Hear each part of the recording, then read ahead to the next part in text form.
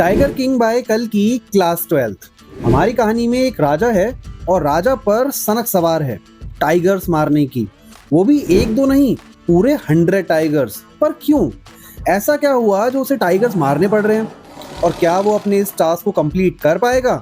ऐसे सब सवालों के जवाब के लिए आपको ये स्टोरी पढ़नी पड़ेगी। तो hello students, welcome to YouTube channel. I am your educator Ramesh Sharma और बिना देरी किए जल्दी से इन सभी सवालों का जवाब ढूंढते हैं। हमारी कहानी के हीरो हैं प्रतिबंधपुरम के महाराज, जिन्हें शॉर्ट में टाइगर किंग कहते हैं, लेकिन इनका रियल नेम तो बहुत ही बड़ा है।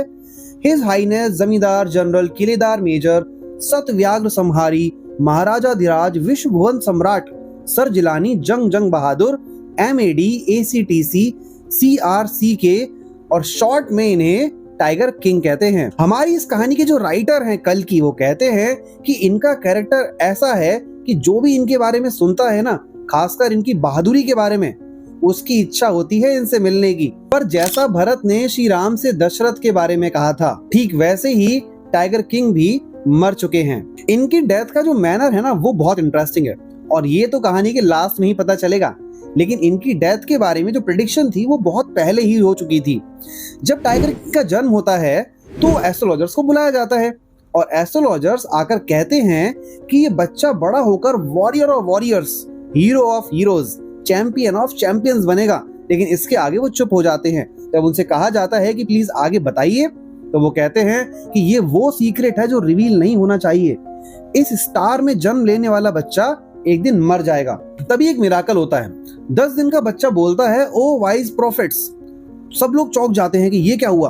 वो फिर दोबारा बोलता है, प्रॉफिट्स, ये मैं हूं जो बोला। बच्चा ना केवल बोला बल्कि उसने एक इंटेलिजेंट क्वेश्चन रेज किया। वो कहता है कि जो लोग पैदा हुए हैं वो तो एक दिन मर ही जाएंगे। कमाल की बात तो ये है कि अगर आप ये बता सकें कि डेथ कैसे आएगी। थोड़ी देर तक तो एस्ट्रोलॉजर जो थे ना, वो सोच में पड़ जाते हैं और कहते हैं कि इस बच्चे का जन्म बुल स्टार में हुआ है और बुल और टाइगर एक दूसरे के एनिमीज होते हैं, तो डेथ जो है वो टाइगर से आएगी। आपको क्या लगा, टाइगर का नाम सुन के बच्चे को डर जाना चाहिए? नहीं, उल्टा वो ग्राउल करता है और कहता है, लेट टाइगर्स बिवेयर। अब इस बात को कुछ साल बीत जाते हैं। जो क्राउन प्रिंस था वो धीरे धीरे टॉलर स्ट्रॉन्गर हो रहा था और उस दिन के बाद और कोई मिराकल नहीं हुआ। वो लड़का जो था वो इंग्लिश काऊ का दूध पीता था, इंग्लिश नैनी ने उसे बड़ा किया था और एक इंग्लिश मैन उसे ट्यूटरिंग करता था इंग्लिश में। वो इंग्लिश मूवीज देखा करता था जैसे कि उस टाइम के बाकी क्राउन प्रिंसेस किया करते थे। जब वो 20 इयर्स का हुआ तो राज्य की बागडोर उसके हाथ में आ गई। सभी को उसके बचपन की भविष्यवाणी याद थी। धीरे धीरे बात राजा के कानों तक पहुंची। अच्छा, प्रतिबंधपुरम में बहुत सारे जंगल थे और जंगल में शेर भी थे और उसने एक कहावत जो है वो सुन रखी थी कि सेल्फ डिफेंस में तो आप एक काऊ को भी मार सकते हो। बस फिर क्या था, उसने बंदूक उठाई और निकल गया टाइगर के शिकार पर। सबसे पहले उसने टाइगर जो है वो मार दिया और उसके बाद उसने एस्ट्रोलॉजर को बुलाया और उनसे कहा कि अब बताइए आप क्या कहते हैं। एस्ट्रोलॉजर ने कहा कि महाराज, आप इस तरीके से 99 टाइगर्स मार सकते हैं, लेकिन आपको 100 टाइगर से खतरा है। लेकिन महाराज ने कहा कि अगर मैं ऐसा कर दूं तो वो कहते हैं कि ऐसा है, अगर ऐसा आपने कर दिया ना तो मेरे पास जितनी भी एस्ट्रोलॉजी की बुक्स है ना, मैं सारी की सारी जला दूंगा और जो मेरी जो चुटिया है ना, जो टफ्ट है, उसे काट दूंगा और एक इंश्योरेंस एजेंट बन जाऊंगा, यानी मैं ये सब छोड़ दूंगा। बस फिर क्या था, महाराज ने स्टेट में टाइगर हंटिंग पर बैन लगा दिया और उसने एक प्रोक्लेमेशन जारी किया कि अगर किसी ने शेर की तरफ एक पत्थर भी फेंक दिया ना तो उसकी सारी प्रॉपर्टी जो है वो जब्त कर ली जाएगी। महाराज ने शपथ ली कि अब वो सारे मैटर्स जो हैं वो 100 टाइगर मारने के बाद ही सॉल्व करेंगे। ऐसा लग रहा था जैसे राजा को अपना एम्बिशन मिल गया हो। राजा को ज्यादा दिक्कत हुई भी नहीं वैसे। कभी कभी बुलेट जो है वो मिस हो जाया करती थी, शेर जो है उस पर झपट पड़ता था, राजा को बेयर हैंड्स उससे लड़ना पड़ता था, लेकिन हर बार राजा जो है वो जीत जाता था। एक बार तो ये हुआ कि शेर के शिकार के चक्कर में उसे अपना क्राउन गंवाने की नौबत आ गई। हुआ ये कि एक high ranking British officer Pratibandapuram में विजिट करते हैं और उनको टाइगर्स के शिकार का बहुत ज्यादा शौक था और खासकर टाइगर की डेड बॉडी के साथ में फोटो खिंचाने का। लेकिन जो राजा थे उन्हें मना कर देते हैं। वो कहते हैं कि अगर मैं इन्हें परमिशन दूंगा तो और लोग आ जाएंगे। वो कहते हैं कि देखिए ऐसा है, आप बोर हंटिंग पर चले जाइए, अब माउस हंटिंग पर चले जाइए, even I can organise mosquito hunting, मैं मच्छर का शिकार भी ऑर्गेनाइज कर सकता हूँ, लेकिन भाई टाइगर का शिकार ये इम्पॉसिबल है, ये हमसे ना हो पाएगा। अब जो ब्रिटिश ऑफिसर का जो सेक्रेटरी था वो कहता है महाराज से कि देखिए महाराज ऐसा है, एक्चुअल टाइगर किलिंग आप कर लेना। जो दुरई यानी कि जो ब्रिटिश ऑफिसर थे, उनको तो बस केवल फोटो खिंचाने का शौक है, फोटो वो खिंचा लेंगे। लेकिन महाराज इस पर भी तैयार नहीं होते। अब एक हाई रैंकिंग ब्रिटिश ऑफिसर को उसकी इच्छा पूरी ना होने देना, इससे उनका जो राज्य था वो खतरे में आ गया। तो दीवान साहब और महाराज के बीच में बहुत सारी बातचीत हुई और रिजल्ट ये निकला कि एक टेलीग्राम ब्रिटिश ज्वेलर्स कलकत्ता को भेजा गया और उसमें लिखा था कि कुछ डायमंड रिंग्स के सैंपल भेज दीजिए। करीब 50 रिंग्स के सैंपल वहां से आए और महाराज ने जो पूरा लॉट था ना, वो ब्रिटिश ऑफिसर की वाइफ को भिजवा दिया। महाराज और दीवान जी को लगा कि ये एक दो अंगूठी पसंद करेंगी और बाकी सारी वापस भेज देंगी, लेकिन बदले में एक लेटर आया, thank you for your gifts. और 2 दिन बाद 3 लाख रुपए का बिल भी महाराज के लिए आ गया। महाराज जी बहुत खुश थे। हालांकि उन्होंने 3 लाख रुपए गवा दिए, लेकिन अपना राज्य जो था वो बचा लिया। महाराज के शेर का शिकार बहुत ही सक्सेसफुली चल रहा था। करीब 10 सालों में महाराज ने 70 टाइगर्स मार दिए, लेकिन उनके सामने एक अनफोर्सीन हर्डल जो है वो आ गया। टाइगर पॉपुलेशन प्रतिबंधपुरम में खत्म हो गई थी। अब कैसे पता था कि टाइगर्स जो हैं उन्होंने क्या करना शुरू कर दिया था, यहाँ से भाग गए थे या बर्थ कंट्रोलिंग शुरू कर दी थी। तो एक दिन महाराज जी ने दीवान जी को बुलाया और अपनी बंदूक दिखाते हुए उनसे कहा कि आपको पता है अभी इस बंदूक से 30 टाइगर्स और मारे जाने हैं। अब बंदूक देखकर दीवान जी जो है वो डर जाते हैं कि महाराज मैं शेर नहीं हूँ।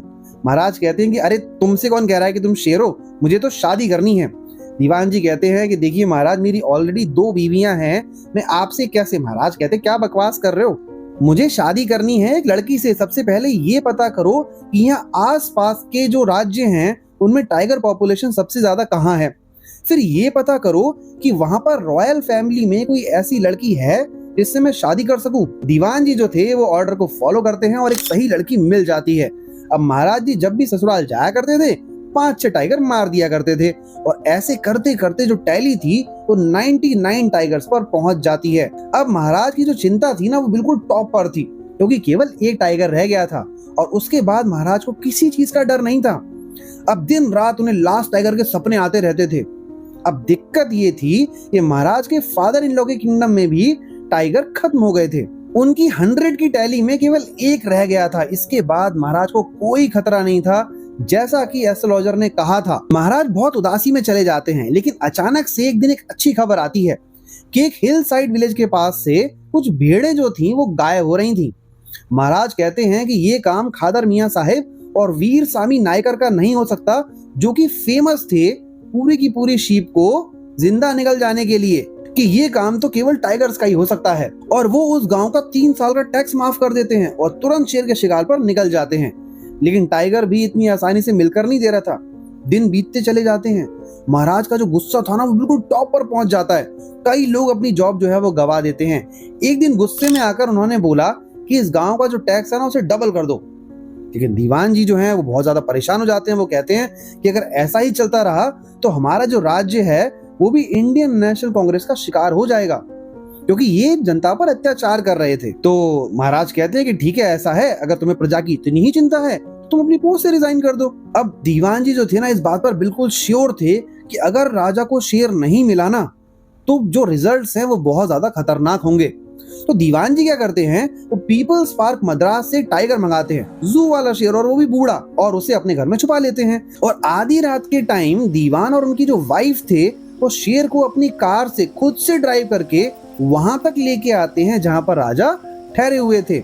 अब उसके बाद वहां पहुंचने पर शेर ने सत्याग्रह शुरू कर दिया। वो गाड़ी से नीचे उतर के नहीं थे। तो दीवान जी को बहुत गुस्सा आता है। वो जोर से शेर को एक लात मारते हैं और शेर जो है वो गाड़ी से नीचे गिर जाता है।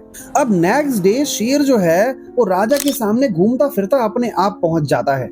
राजा उसको देखकर बहुत खुश हो जाते हैं। वो बंदूक लेते हैं और केयरफुली एम करके फायर कर देते हैं और शेर वहीं पर ढेर हो जाता है।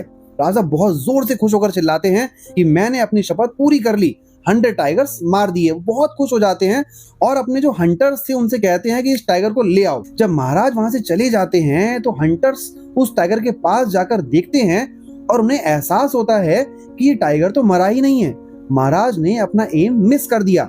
अब उन्हें लगता है कि अगर वो महाराज को ये बात बता देंगे ना तो उनकी जॉब जो है वो चली जाएगी। तो उनमें से एक हंटर थोड़ी दूरी पर जाकर उस टाइगर को दोबारा से शूट करता है और इस बार वो टाइगर सही में मर जाता है। जैसा कि राजा ने कहा था, टाइगर को लेकर आया जाता है, उसका एक टॉम बनवाया जाता है। अब कुछ दिनों बाद महाराज के बेटे का 3rd बर्थडे होता है। महाराज ने अभी तक अपना ज्यादा टाइम केवल शेर के शिकार पर दिया था, बच्चों के साथ ज्यादा टाइम स्पेंड किया नहीं, तो वो चाहते थे एक अच्छा सा अपने बेटे के लिए गिफ्ट लेना। तो वो प्रतिबंधपुरम के शॉपिंग सेंटर जाते हैं और वहां पर गिफ्ट जो है वो पसंद करते हैं, और उन्हें पसंद भी क्या आता है, एक वुडन टाइगर। अब शॉपकीपर सोचता है कि इस टाइगर का जो कॉस्ट है वो तो बहुत कम है। उस टाइगर का कॉस्ट 2 आना एंड अ क्वार्टर था, यानी कि 2.25 आना। अब उसे लगता है कि अगर वो इतना कम प्राइस राजा को बताएगा तो राजा तो उसे सजा दे देंगे। तो वो कहता है कि महाराज, ये एक नायाब एग्जाम्पल है क्राफ्टमैनशिप का, और बार्गेन होती है, और वो सेट होती है 300 रुपीज पर। महाराज उस टाइगर को ले आते हैं और अपने बेटे के साथ पूरे दिन खेलते हैं। अच्छा, वो जो टाइगर था ना, वो किसी अनस्किल्ड कारपेंटर ने बनाया था। उसके सरफेस पर बहुत सारे छोटे छोटे कांटे थे, और उनमें से एक जो कांटा था यानी स्लीवर जो था, वो महाराज के राइट हैंड में चुभ जाती है। महाराज उसे निकालकर फेंक देते हैं और उसे खेलते रहते हैं। अगले दिन महाराज के राइट हैंड में इन्फेक्शन हो जाता है। 4 दिनों के अंदर वो इन्फेक्शन पूरे हाथ में फैल जाता है। 3 सर्जन मद्रास से बुलाए जाते हैं और आपस में कंसल्ट करके वो एक कंक्लूजन निकालते हैं कि ऑपरेशन करना चाहिए। तीनों मिलकर ऑपरेशन करते हैं, और थोड़ी देर बाद वो ऑपरेशन थिएटर से बाहर आकर कहते हैं कि ऑपरेशन सक्सेसफुल था, लेकिन महाराज नहीं रहे। और इस तरीके से 100 टाइगर ने अपना बदला ले लिया। तो देखा आपने, जो भी किस्मत में लिखा होता है ना, या जो पहले से तय होता है, वो होकर ही रहता है। अननेसेसरी वायलेंस से अपने को परेशान करने की जरूरत नहीं होती, और वही बात इस चैप्टर के अंदर बताई जाती है। अच्छा, इस चैप्टर में जो पोएटिक डिवाइस है ना, वो है आयरनी, यानी कुछ अनएक्सपेक्टेड होना। जैसा आपने एक्सपेक्ट किया था वैसा ना होकर कुछ और होना। क्या आप इमेजिन कर सकते थे कि टाइगर किंग की डेथ एक वुडन टाइगर से हो जाएगी? 100 टाइगर सही मायने में एक वुडन टाइगर था, और एस्ट्रोलॉजर की बात इस तरीके से सही साबित हुई। और इसी के साथ आपका जो चैप्टर है यहाँ पर फिनिश होता है। आगे के चैप्टर्स के लिए हमारे साथ बने रहिए और चैनल को सब्सक्राइब करना बिल्कुल ना भूलिए।